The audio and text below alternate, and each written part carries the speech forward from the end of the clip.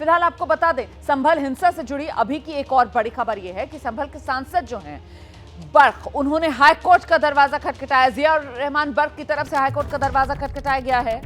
आप जानते हैं संभल में जो हिंसा हुई उस मामले में जियाउर रहमान बर्क पर प्रशासन ने एफआईआर दर्ज की। हाईकोर्ट में एफआईआर को चुनौती दी गई। कोर्ट के अंतिम फैसले तक गिरफ्तारी पर रोक की अपील की गई है। जियाउर रहमान बर्क पर हिंसा के लिए लोगों को उकसाने के आरोप और इसी के तहत एफआईआर दर्ज की गई है।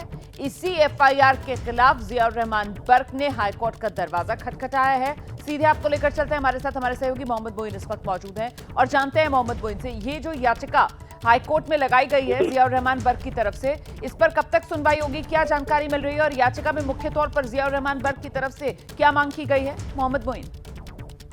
देखिए, संभल की शाही जामा मस्जिद के में सर्वे के दौरान 24 नवंबर को जो हिंसा हुई थी उसमें प्रशासन ने जियाउर रहमान बर्क के खिलाफ भी एफआईआर दर्ज की थी। उनको नामजद आरोपियों में शामिल किया था। तो जो एफआईआर दर्ज की गई थी उसे जियाउर रहमान बर्क ने इलाहाबाद हाईकोर्ट में चुनौती दी है। एफआईआर को रद्द किए जाने की अपील की है और साथ ही साथ ये भी अपील की है कि जब तक उनकी ये याचिका निस्तारित नहीं हो जाती है, जब तक इस पर अंतिम फैसला नहीं आ जाता है, तब तक उनकी गिरफ्तारी पर रोक लगा दी जाए। जियाउर रहमान बर्क की तरफ से कहा गया है कि जिस दिन हिंसा हुई वो उत्तर प्रदेश में नहीं थे, बल्कि बेंगलुरु में एक कार्यक्रम में शामिल होने के लिए गए थे।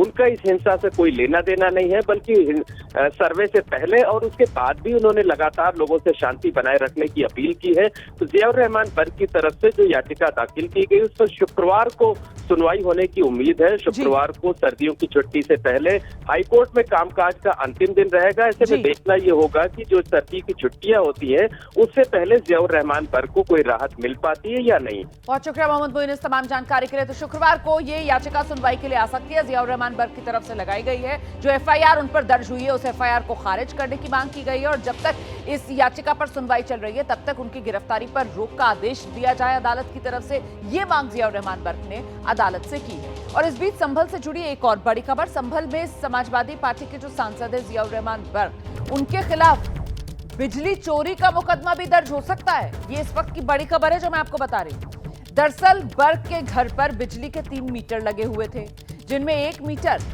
जियाउर रहमान बर्क के नाम पर है।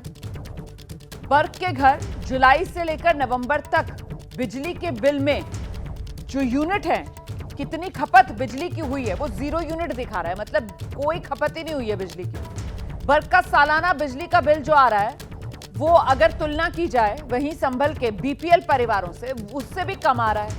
बीपीएल परिवार का औसत जो सालाना बिल आ रहा है वो 12,400 रुपए का आ रहा है।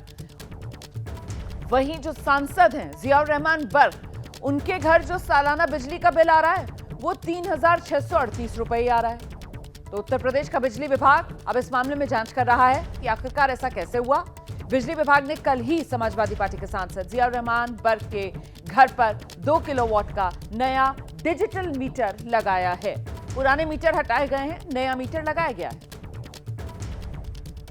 तो बिजली चोरी के आरोपों पर सांसद जियाउर रहमान बर्क की तरफ से भी सफाई आ गई है। वो कह रहे हैं मैं सारे बिजली के बिल जमा करता हूं, अगर मेरे खिलाफ कार्रवाई होगी तो मैं कानूनन जवाब दूंगा।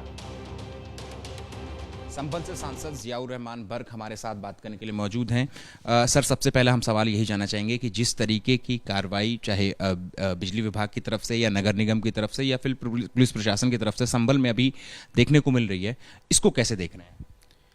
मैं तो ये कहूँगा ये सीधे सीधे संविधान का उल्लंघन है और वो उल्लंघन इस वजह से है क्योंकि हमारे संविधान के अंदर आर्टिकल 15 से 30 तक साफ तौर पर यह है कि आप किसी प्रकार से धार्मिक जो आज़ादी है उसका हनन नहीं होगा। और यहाँ पर हमारी धार्मिक आज़ादी का हनन ये हो रहा है कि जो हमारे धार्मिक स्थल हैं उनको टारगेट करके, पहले तो हमारे लोगों को ही टारगेट समाज को किया जा रहा था, अब हमारे इस धार्मिक स्थलों को टारगेट कर करके जिस प्रकार से गलत एक र्यूमर फैला रहे हैं और गलत कार्रवाई कर रहे हैं, हम इसकी मुखालफत करते हैं और ये गलत है, नहीं होना चाहिए। बाकायदा आपके घर तक ये कार्रवाई पहुंची, बिजली विभाग की टीम आपके घर पर पहुंची और वहां पर जो आपका पुराना मीटर था उसको हटा करके वहां पर नया स्मार्ट मीटर जो है वो लगाया गया।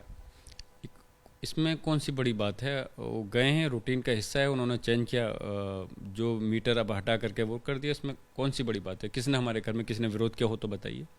हमारे परिवार से हमारे मोहल्ले से, हमारे शहर से किसी ने अगर विरोध किया हो तो बताएं, रूटीन का हिस्सा चेंज कर लिया, ख़त्म बात, अब क्या बताएं। और इसमें यहाँ तक कह दिया कि कटिया से बिजली चुराने का भी आरोप है और नवंबर महीने की जो बिजली की बिल है वो 0 है।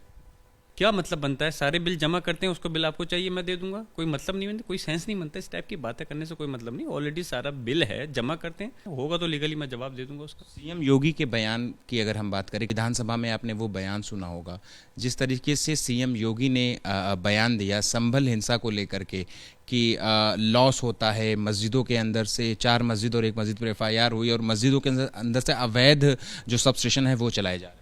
अफसोस है कि सरकार पहले भी और रही हैं, समाजवादी की रही, बीएसपी की, कांग्रेस, बीजेपी की, सबकी रही है, लेकिन इस प्रकार से जो धार्मिक स्थल को टारगेट करने का काम किया जा रहा है, हमारी मस्जिद मदरसों को, बहुत उसके कड़े शब्दों के अंदर मैं निंदा करता हूँ।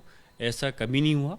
और मस्जिद के अंदर हमारे यहाँ इबादत होती है, और जो बिजली चोरी का दिखाया है और गलत रिपोर्ट दर्ज की है, मैं उसकी मजम्मत करता हूँ। और एक प्रकार से मैं कहूँगा कि हमारे समाज और धार्मिक स्थल को टारगेट कर करके उनको गलत अपमानित किया जा रहा है और एक गलत संदेश देने का प्रयास किया जा रहा है। ये एक साजिश का हिस्सा है और इस प्रकार की जो झूठी बातें हैं, मैं समझता हूँ ज़्यादा लंबी नहीं चल पाएंगी। इंशाल्लाह जल्दी इसका सच सामने आएगा कि किस प्रकार से गलत रिपोर्टें दर्ज।